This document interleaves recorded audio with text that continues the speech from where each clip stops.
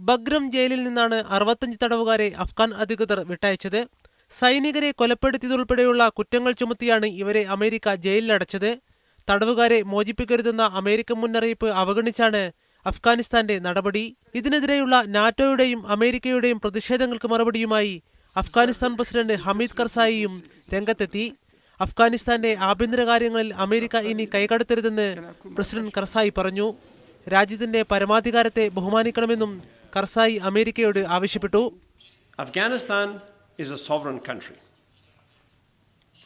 If the Afghan judicial authorities decide to release a prisoner,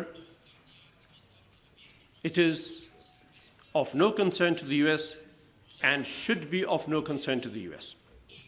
And I hope that the United States will stop harassing Afghanistan's procedures and judicial authority, and I hope that the United States will now begin to respect Afghan sovereignty.